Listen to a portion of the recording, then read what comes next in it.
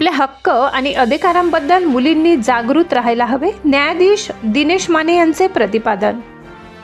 महात्मा ज्योतिबा फुले आणि क्रांतिज्योती सावित्रीबाई फुले यांच्या कार्यामुळेच आजच्या मुलींना शिक्षणाचा हक्क मिळाला.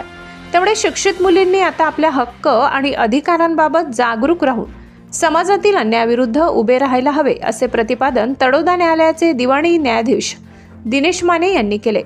आज तळोदा येथील गुलाबबाई दुर्लभ राजकुडे कन्या विद्यालयात तालुका विधी सेवा समिती आणि तालुका वकील संघ यांच्या संयुक्त विद्यमाने कायदेविषयक साक्षरता शिबिराचे आयोजन करण्यात आले होते. कार्यक्रमाच्या अध्यक्षस्थानी न्यायाधीश दिनेश माने, तर प्रमुख पाहुणे म्हणून वकील संघाचे सचिव ॲडव्होकेट चंद्रकांत आगडे, सरकारी वकील ॲडव्होकेट राहुल मगरे, शिक्षण विस्तार अधिकारी वसंत जाधव, ॲडव्होकेट अक्षता मुके, ॲडव्होकेट दुर्गेश मराठे, पत्रकार नितीन गरुड, ज्येष्ठ शिक्षक योगेश पाटील आणि दिलीप तडवी हे मान्यवर उपस्थित होते.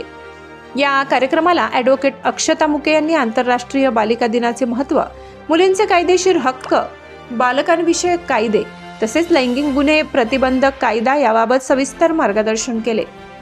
तर ॲडव्होकेट दुर्गेश मराठे यांनी सोशल मीडियाचा मानसिक आरोग्यावर होणारा परिणाम, पीअर प्रेशर आणि स्पर्धेच्या रॅट रेसमधून बाहेर पडण्याचे उपाय यावर मार्गदर्शन केले.